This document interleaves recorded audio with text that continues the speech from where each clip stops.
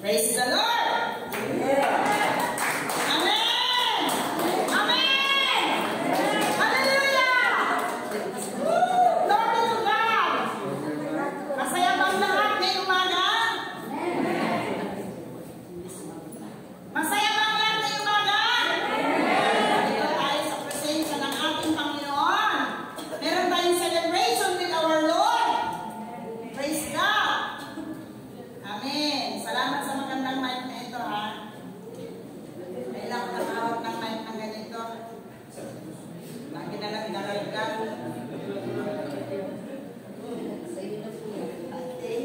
Pwede tayong tumayo lahat. Tayo manalangin. May umaga. Praise God. Hallelujah. Maraming salamat sa iyo, dakilang Diyos. Maraming salamat ngayong umaga, Panginoon. Narito kami sa bahay-sambahan. Ito'y papulihan. Ikaw ipakinggan ng mga salita mo ngayong umaga. Lord, maraming salamat sa isang linggo, Panginoon. Pinagpala ang iyong sambahayan, ang iyong mga anak, ang bawat family. Salamat, Panginoon, sa kagalingan ibinigay mo sa bawat isa.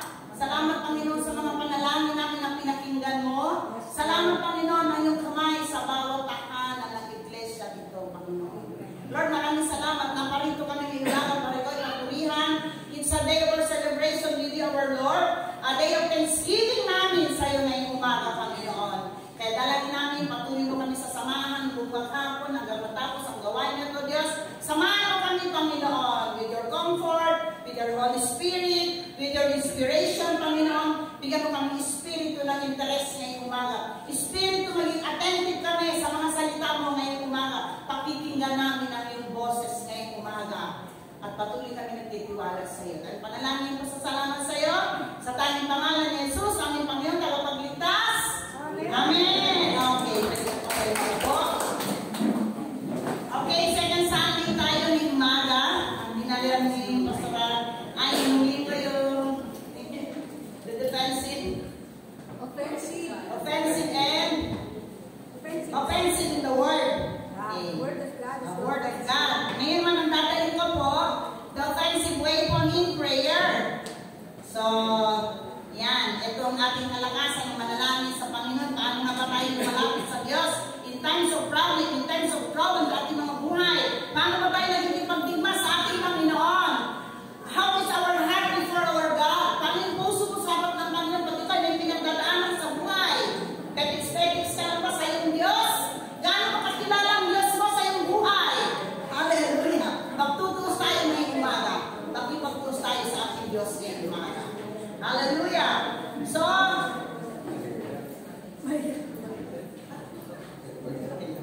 okay. Ang theme ko ngayong umaga is a fervent prayer of a godly servant's heart. Ang topic natin is the offensive prayer, the offensive weapon in prayer. Now, pinamakatan ko to, pinemahan ko to na a fervent prayer of a godly servant. Ano ba yung fervent? Yung maninas, maalam, marugdog ng panalangin ng isang makadiyos na likod ng ating Panginoon.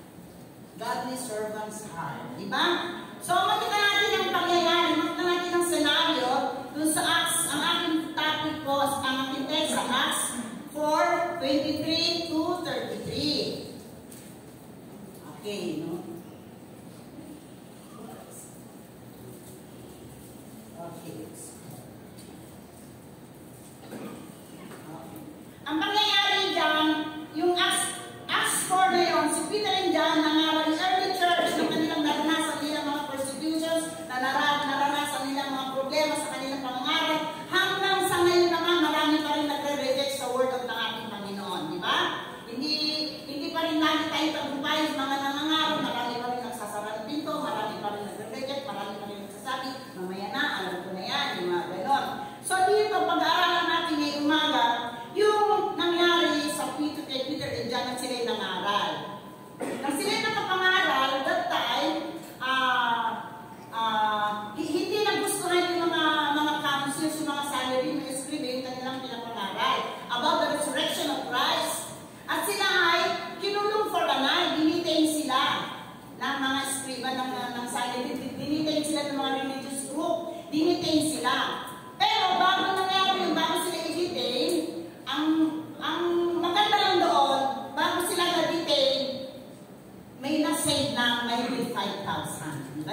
Okay, hindi na lugi yun. Hindi lugi yung isabihin, ang ating mga labor sa Lord is not in vain. Diba? Dinitain sila, nagalit sa kanila. Bakit kayo nangangaral sa pangalan ito ng resurrection? Bakit kayo nangangaral? No? Dinitain sila.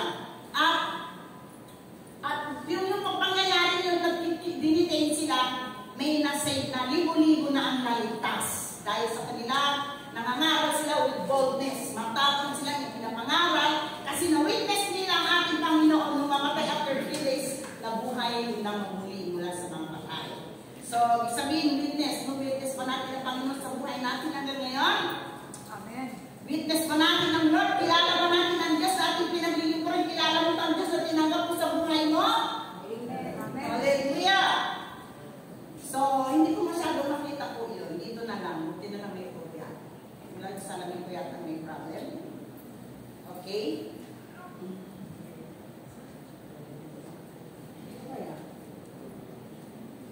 Dito siguro malapit. Ganyan na lang ako. Okay.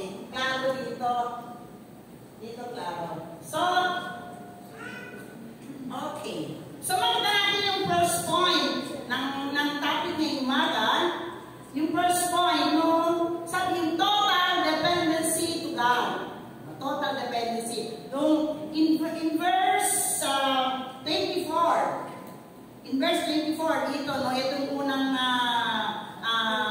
unang enkwentro nila.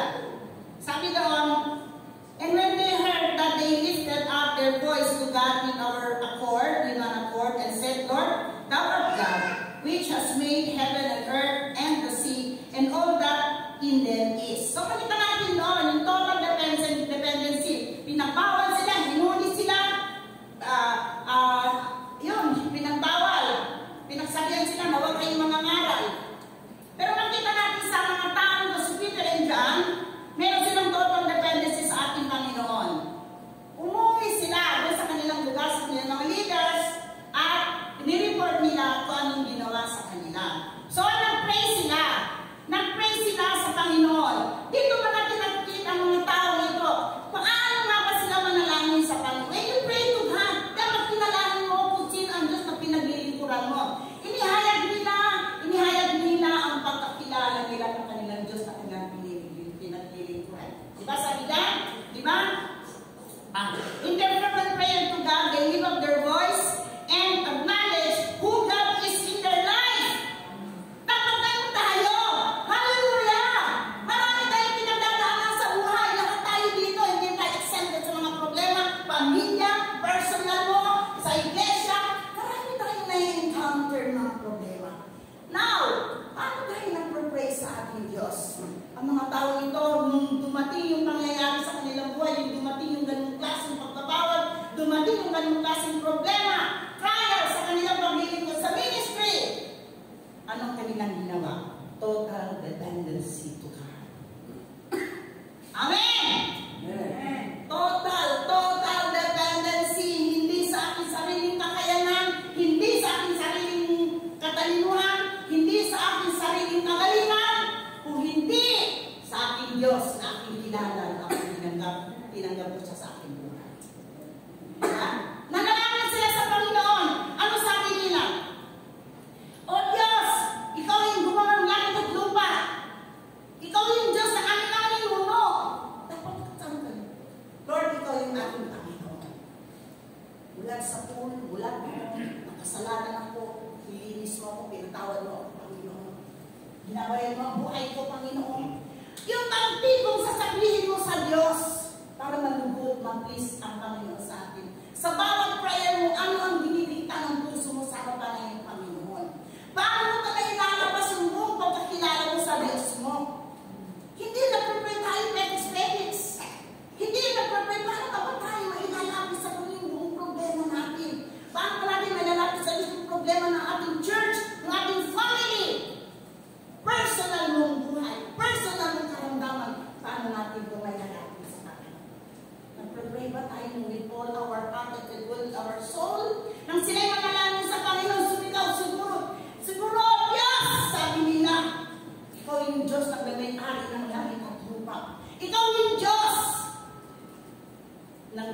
aming Panginoon. Ibig sabihin, kilala nila ang kanilang Diyos. Ibig sabihin, kilala nila, hindi sila na-shaken. Nung bawalan sila, nung sila hindi na na-shake. Ibig sabihin, isa lang ang gitna doon, isa lang ang sentro doon. Kilala nila ang kanilang Diyos. At hindi sila natinag sa kanilang mga pagbabawa. Amen! Tayo. Sa ating mga buhay mananampalataya, sa ating mga buhay, sa ating mga pamilya, paano po tayo? Paano natin iluhod ang pamilya ang ating pamilya sa ating Panginoon? Paano natin iluluhod yung ating mga anak sa ating Panginoon? Especially mga nanay, mga tatay dito. Paano tayo magluluhod? Paano natin sila iharap sa ating Panginoon? Nanalangin ba tayo ng buong pagkakatiwala? Nanalangin ba tayo ng buong pagkakilala mo sa Panginoon mo? Katulad ni Peter and John, sila ng church, sila ng mga leaders nila, nanalangin sila sa Panginoon. I-denoise out nila ang kanilang pagkakilala sa kanilang Panginoon. Total dependency sa Panginoon. Through their fervent prayers sa ating Diyos. Okay? Ano pa sabi doon? Giving all their trust to God. Ito ang pinaka-importante sa bawat Kristiyano na pinagdadaanan. Matuto tayo ibigay ng buong pagtitiwala. Nahihirapan ka, naghihirap ka, nagigipit ka. May anak kang problema. Hanggang ngayon, may anak ka wala sa Panginoon. Ang mister mo, hindi mo madala-dala sa Panginoon. Maraming klaseng problema dito sa lupa. Ang pamilya mo, watak-watak. Ang pamilya mo, hindi tayo magkakasundo-sundo. Sa loob ng tahanan, maging labas ng tahanan, hindi tayo magkakasundo-sundo. Total dependency tayo sa ating Panginoon. Yung pananampalataya, magiging tools mo yun, yung faith mo, magiging gamit mo yun sa paglapit mo sa Diyos. Through your fervent prayers sa ating Panginoon. Ibibigay natin ang buong, binigay nila ang buong trust nila sa Panginoon. Nakakatuwa, nakapag-bless, hindi sila natinag. Bagkos, si Peter ay sumasagot sa kanila. Humarap ng may katapangan na inihayag ang salita ng Panginoon na kanilang ipinahayag doon sa Israel. Hallelujah! Amen! Praise God! And then in verse 2, number 2, sabi doon, ang number 2 is, they stand on their faith. In 7 to 9 verse, makita natin ito, nangangatwiran si Peter. Diba? Tingnan nyo. Sabi doon, they stand on their faith. They stand and face the challenges na dumating sa kanilang mga buhay. Maraming mga challenges sa buhay natin dumarating mga kapatid. Hanggang ngayon, hanggang nalarito tayo sa lupa, hindi natin matakasan ang mga challenges sa buhay. At di ba kayo doon? Aminado ba kayo doon? Narito pa tayo. Ang problema, Kristiyano ka. Kailangan mong lumaban. Kailangan mong harap. Hindi mo pwede talikuran yung mga challenges sa buhay. Hindi mo pwede talikuran ang mga problema ng mga anak, ang mga problema ng mga kapatid, ang mga problema ng pamilya, ang problema ng trabaho. Hindi natin ito pwede talikuran kung hindi harapin. Katulad din ng Peter. Ano sabi nila? Sabi nila dito, sa verse 8 to 9, sabi niya, and when they had set them in the midst, tinawalan sila kasi nakita ulit silang kasalanan eh. Sabi doon, they asked by what power or by what name have you done this? Sabi doon, then Peter, filled with the Holy Ghost, said unto them, ye rulers of the gospel and elders of Israel, if ye this day be examined of the good deed done to the impotent man, by what means it is made good. Tumatay sila sa kanilang pananampalataya. Diba? Tumayo sila sa kanilang pananampalataya si Peter. Nangatwiran siya. Kung itong tao ay pinako sa krus at nabuhay na magmuli, nang dahil sa kanya, in chapter 3, meron sila doon, umakyat sila ng temple para mag-pray si Peter and John. Alam nito, nung akakyat nila sa templo, meron doon yung isang lumpo. Sa tiyan pa ng nanay niya, lumpo na siya. Every day, nung doon siya dinadala ng kanyang mga magulang kung sino para humingi ng limos. At nasumpungan niya si Peter and John at gumagamit siya. Ito yung pagkakataon. Tinignan siya ni Peter. Sabi gano'n, Silver and gold, sabi doon, I have none. At anong binigay sa kanyang lumpo? Anong binigay sa lumpo? But in the name of Jesus, sabi doon, be healed, stand up. Diba sinabi ka doon sa kanya? Yun ang napatunayan nila. Kaya yung mga tao doon sa lugar nila, nakita nila yung dating lumpo ay lumalakad na, nagpupuri na, sumama na rin ang Peter and John. Kaya sabi niya, Peter, ano ba masasabi niya itong taong itong gumaling, itong taong ito, na itong impotent na ito ay ngayong gumaling na at nagpupuri sa Panginoon. Ano sabi doon? Sabi doon, by what means it is made whole? Sa anong paraan siya'y gumaling? Sa anong paraan siya'y nagpupuri sa Diyos? Nang dahil sa resurrection ng ating Panginoon, ibinahagi nila. Ibinigay nila sa taong lumpo yung pangalan ni Jesus. Sabi nga doon, wala kaming ginto, wala kaming silver. Sabi nga nila Peter and John, tumingin sa kanila yung lumpo na yun. At ang sabi, sa pangalan ni Jesus, lumakad. At nakita natin sa chapter 3, lumakad ngayon, gumaling na yung lumpo na yun at sumama. At naging na-amaze ang lahat ng tao sa panahon nila na yun. Nakita nila yung tao yun. Kaya patunayan nila, walang kasalanan si Peter at si John. So, anong punto ko dito po? Anong punto ko dito? Sa paninindigan mo sa pananampalataya mo. Manindigan ka sa faith mo. Manindigan ka sa pagkakilala mo sa Diyos. Hindi din nangyayari sa kanila itong kulong babawalan ng pangaral ng resurrection ni Jesus, babawalan ng pangaral ng salita ng Diyos. Alam mo ba ngayon, pati pag namatay ka ngayon, hindi ka na pwede sa cemetery, mga born again, namimili na ng cemetery. Diba? Hindi na pwede. Sabihin, pati yung faith mo, hindi na pwede sa kanilang cemetery. Diyan tayo, iba nga kayong faith. Diba? So makita natin doon, nanindigan sila sa kanilang mga napananampalataya. Dapat natin tayo. Marunong tayo nanindigan sa ating faith. Pagmali-mali. Pagtama-tama. In the name of Jesus. Hallelujah. Huwag tayo mag-compromise. Huwag tayo maduwag. Huwag tayo ma-shake. Huwag tayo magdadalaw ng isip. Huwag tayo magbabago ng puso sa ating Panginoon. Diba?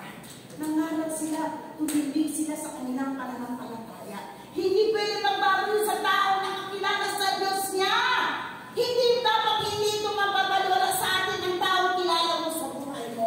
Ang taong tinanggap natin, ang Diyos na tinanggap natin sa buhay natin. Magpasanggang ngayon, ating gumagawa ang Diyos sa buhay. Dapat kilala natin ang ating Panginoon. Wala tayong doubts, wala tayong 50-50 pagdating sa Panginoon, wala tayong 50-50 kilala siya. Hindi 100% kilala mo ang Diyos mo. Stand on your faith! Hallelujah! Stand on your faith! Ang mga anak ng Diyos. Tumayo tayo sa ating mga pananampalataya. Hallelujah! Huwag tayong hina, huwag tayong magpapay. Masarap na may problema sa buhay, may inalaban ka nga eh. Hallelujah! Masarap na may pinagdarana sa buhay, may inunood ka sa Panginoon. Masarap may challenge sa buhay. May isisigaw ka, Panginoon, kilala kita. That you are God today, yesterday, and tomorrow. Amen. That you are God never face.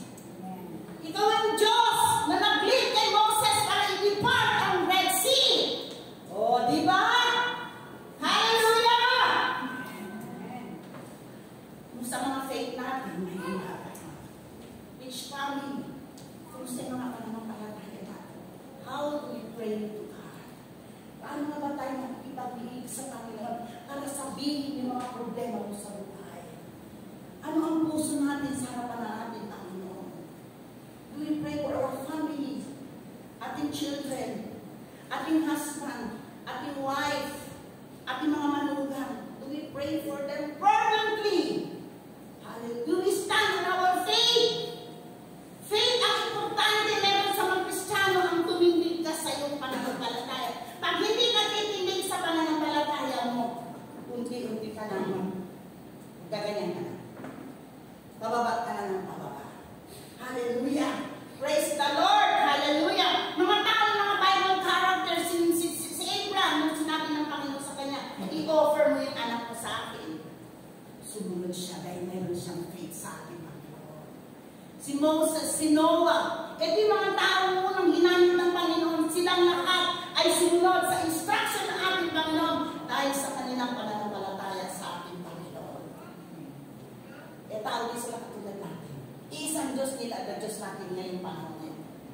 Yung Diyos niya magpapagaling, ito din yung Diyos natin nagpapagaling.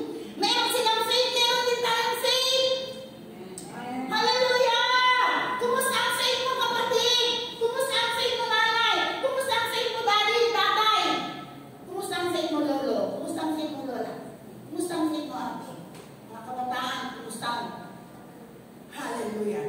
The young people, naway genuine ang mga faith ninyo, mga young people, para hindi ito masayang at pag nagkapanina kayo, yung faith ninyo habang kayo nakakita ng lalalim ng lalalim kayo sa Panginoon. Yes, God, alam ka natin yung Panginoon. Alam ka natin sa mga pinakain natin. Isipro natin. I-genuine. Pahalagan natin, gawin natin precious yung faith mo. Dahil hindi lahat ng tao may faith sa Panginoon. Hindi lahat ng tao may faith sa Diyos. Yung mga walang faith, walang relasyon sa Panginoon, sa panahon ngayon, napakadilitado. Wala na. Nadidepress na. Depression na. Iba na ang tago ng pina. Wala silang relasyon. Hindi nila naranasan ang manampalataya sa Diyos. Ngunit tayo, naranasan natin ang manampalataya sa Panginoon. Naranasan natin magtiwala sa Diyos. Dahil kilala natin ang ating Panginoon. Mula sa puso. Hanggang ngayon, kilala natin ang ating Panginoon. Amen. Praise God. Hallelujah. And 3.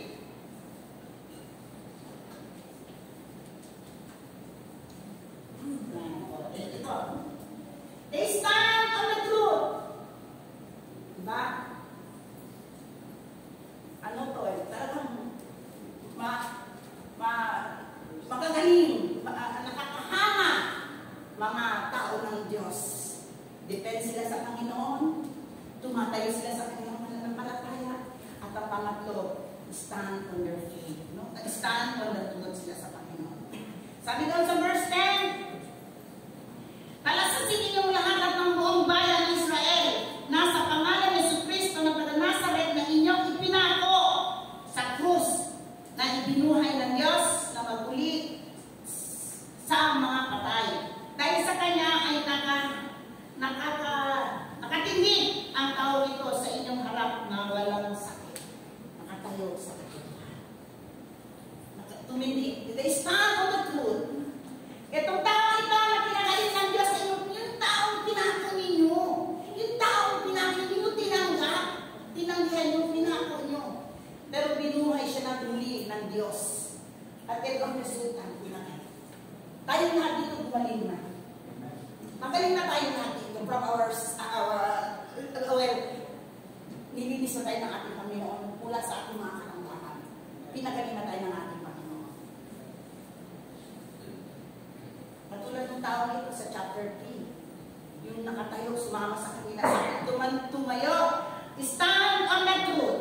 Diba? Abraham obeyed God's call to leave his house and even offered his son as a sacrifice. Noah, who built an ark based on God's promise of the flood. Moses, who led the Israelites to the promised land despite immense challenges. So, balikan natin itong mga tao ito. Kaya ang utos sa kanilang mahirap, pero nakatayo sila sa katotohanan.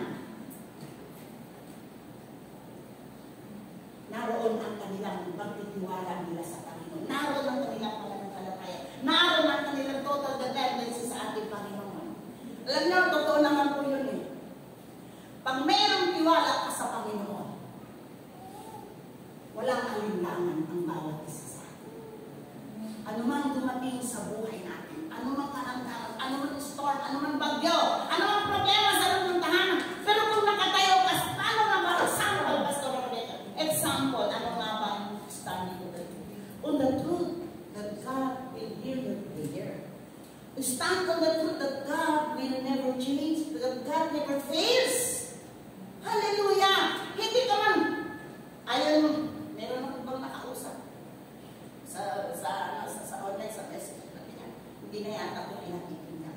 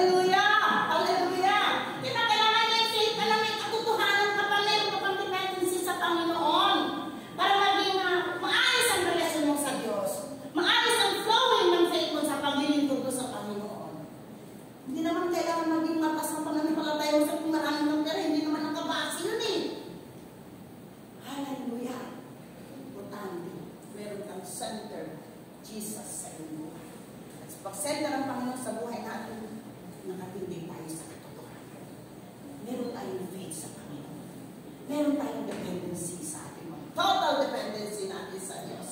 Hallelujah! Kaya sabi nila dito, sa pagtayo nila sa katotohanan, nangatwiran sila, ano bang tao na sa katotohanan? Hindi yan papatalo. Diba? Diba?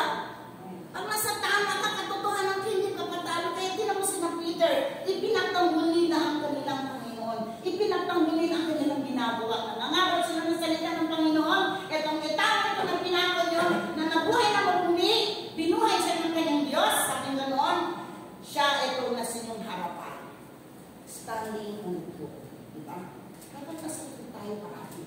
Dapat i-flowing na ang paglilingkod sa Panginoon. Huwag tayo, hindi tayo kakabaka, hindi tayo nalamya, hindi tayo hina-hina. Hallelujah!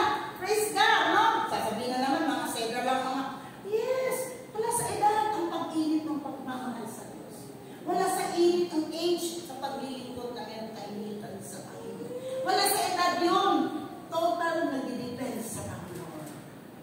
Wala sa init yun, wala sa pera yun pala, wala sa gandang buhay yun na meron kang faith sa Diyos. Wala sa gandang trabaho yun. Ang pagtitiwala o ang nasa katotohanan. Ito yung tamang relasyon mo sa Panginoon. Okay ang relasyon mo sa Diyos mo. Kilala mo ang Panginoon mo na yung buhay na siya yung yesterday, today, and tomorrow. Diba? Praise God! Okay.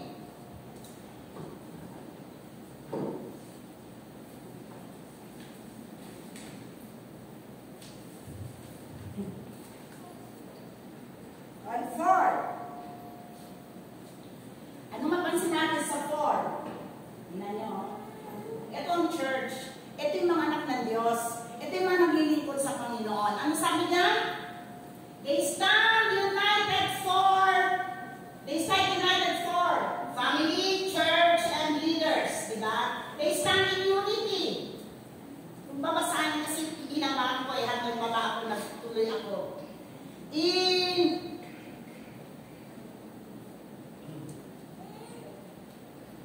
verse 23 to 24. Diba? 23 to 24. Ang sabi doon,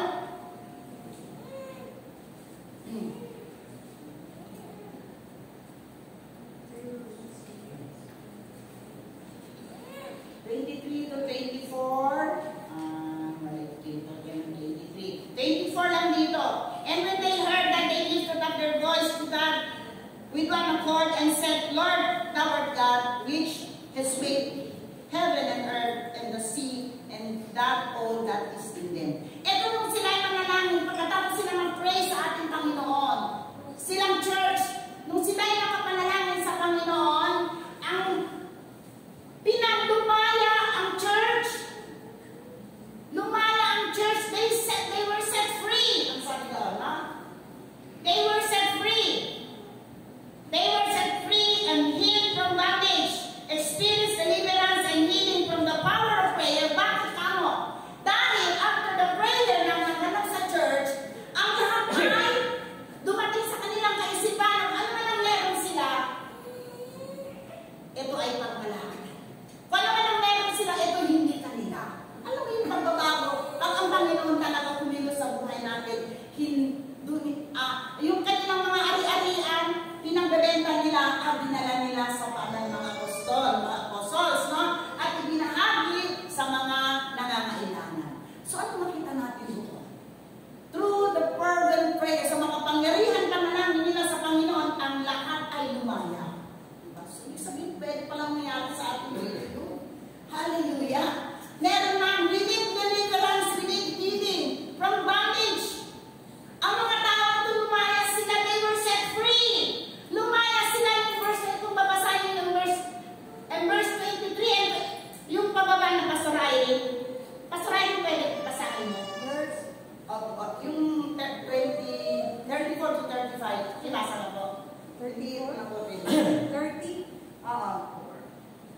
Yung nandyan yung ano ng mga tao, ano kanila mga properties, hindi nila naisip kung ano meron sila kanina. 34. Oo. 34 to 35. There was not a needy person among them, for as many as were owners of lands or houses, sold them and brought the proceeds of what was sold and laid it at the apostles' feet, and it was distributed to each as any had need. Diba? Diba nakita natin yun? Diba nakita natin nung sila yung nakapanalangin, dumating sa kanilang kamalayan, sa kanilang kaisipan, ano man ang meron sila, ito hindi kanila. Diba? At doon sila lumaya. They were set free. Lumaya sila. Marami ibig sabihin. Sa kanilang meron sila palang mga dinadala-dala. Meron pala silang mga bondage pala sila. Pero nung nanalangin sila ng fervent prayer sa Panginoon, nagsama-sama sila united in prayer, doon dumating ang kamalayan sa kanilang kaisipan. At marami, nabago silang lahat doon. Hallelujah! Nabago sila, sabi ng Bible. Nabago sila at ang kanilang ari-arian, dinala nila sa iglesia, sa paanan ng apostol, at sabi, ang kanilang puso ay ibibigay. Babahagian yung mga nangangailangan. So ano makita natin doon? Ano ang resulta ng fervent prayer na meron tayo sa ating Panginoon? Diba sabi doon, in Acts 12:5, nung si Peter mahuli, sabi doon, Peter therefore was kept in prison, but prayer was made without ceasing of the church unto God for him. Kita natin yung kapangyarihan ng panalangin. Hallelujah. Nakita natin yung kapangyarihan ng panalangin. Hallelujah, naganap sa church. In James 5:16, ang sabi doon, confess your fault one to another and pray for another, that ye may be healed. The effectual fervent prayer of a righteous man availeth much. Ano ang tinapakita dito? Fervent prayer of a righteous man availeth much. Sabihin, hindi lang pala tayo basta-basta manalangin sa Panginoon. Meron pala nire-require si Lord ng prayer mula sa atin. Agree ba kayo doon? Hallelujah! Meron si Lord hinihingi ng panalangin, nire-require niya. Paano tayo lumapit sa Kanya para maranasan natin yung kalayaan? Para tayo ma-set free? Para tayo ma-healed sa maraming mga bagay. Hallelujah! Praise God, no? Kaya nakita natin yung resultant effect of their fervent prayer. Resulta. Hindi pwede walang resulta ang paglapit mo. Ang manalangin ka ng marundog sa Panginoon. Hindi pwede walang resulta. Hindi pwede walang resulta. Palalayin ka. Palalayanin ka ng Panginoon sa yung fervent prayer sa Panginoon. Sa power ng ating Diyos. Kaya sabi doon, di ba they were set free and healed from bondage, experienced deliverance and healing from the power. Hallelujah. Praise God tayo natin ngayon. Tapos na po ako mag-preach. Conclusion ay ng James 5:16. A fervent prayer of the righteous man availeth much. Lahat natin pakatandaan ko ang James 5:16. A fervent prayer of the righteous man availeth much. Amen. Hallelujah. Availeth much. Fervent. Ano ba yung fervent? Tinignan ko mabuti sa Google. Maalap, malinis, marundo. Hallelujah.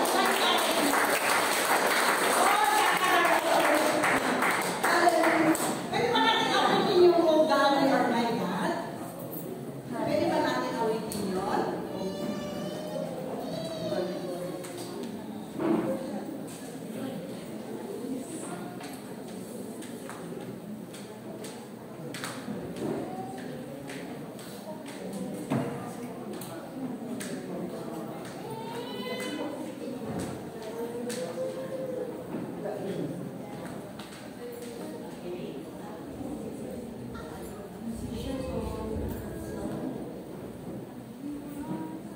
Hallelujah. Hallelujah. Praise God. Thank you sa inyo. Awitin natin. Offer natin ito kay Lord. Oh God, you are God. I will seek you earnestly. Hanapin natin ang puso natin. Hanapin natin yung atensyon ng Diyos sa iyong bata. Hallelujah.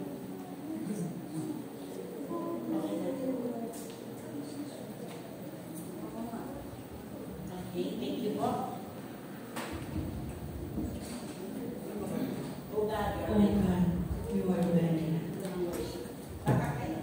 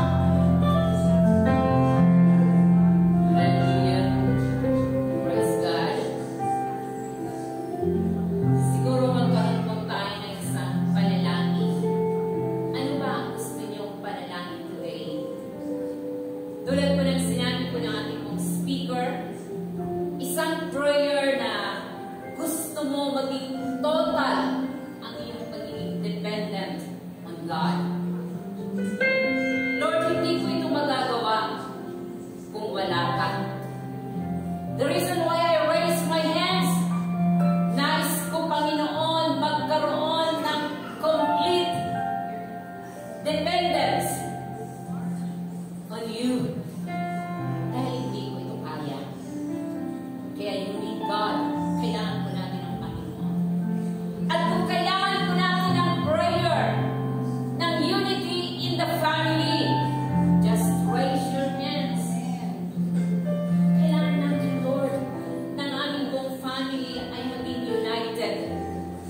Hindi po kami bahagi, kundi united ang aming family. Parang isang tinatawag ng fervent na prayer, magkaroon ng ingas ang panalangin ng isang pamilya. Just raise your hands. Just raise your hands. Lord, tulungan mo po, Panginoon, ang aming family will be united. Kung ang prayer po natin ngayong umaga is to stand for the truth, just raise your hands. Hindi ko alam po ang ating kung kailangan ngayong umaga. Tayo po'y manalangin, Panginoon, ngayong umaga. Narito ang isang ama ng tahanan, ina ng tahanan, mga kabataan na narito, ng aming panalangin ay kaya mong siyasatin kung sino at gaano na ba kaming kalingas ng aming mga panalangin na ito dakilang Diyos. Matutuhan namin umasa at magtiwala sa iyo. Hindi sa aming sariling kakayanan, kundi sa iyong kakayanan. Matutuhan namin laging sumandal sa iyong magagawa para sa amin. Lord, bless mo, Panginoon, ang bawat pamilya na tanging ikaw nakakaalam kung paano ang panalangin ng Iglesia Dakilang Diyos kaligtasan sa aming lahing pinagmulan. Dalangin namin, Panginoon, ngayong umaga, hold our prayers for the family, para sa aming ama, sa aming ina, sa aming mga kapatid na wala pa sa pananampalataya. Dalangin ko, Panginoon, na ang umagang ito, dakilang Diyos, pagkaisay mo ang aming puso, ang aming isip, ang aming mga panalangin sa iyo na maliglig ang kalangitan, upang dakilang Diyos, walang panalangin ng isang ama, ng isang anak, ng isang magulang para sa kanyang tahanan. Barikadahan mo ito, Panginoon, ng iyong makapangyarihang apoy ng pagliligtas. Bless mo, dakilang Diyos, sa mga individual right now as we stand for the truth, sa aming pagtayo, sa katotohanan na meron lamang sa iyo. Dalangin ko, Panginoon, turuan mo ang Iglesia na manindigan kung ano ang katotohanan. Lies is lies before you. At ang kasinungalingan kailanman hindi magwawagi. Kaya dalangin ko, Panginoon, pahiran mo ang buong Iglesia ng tapang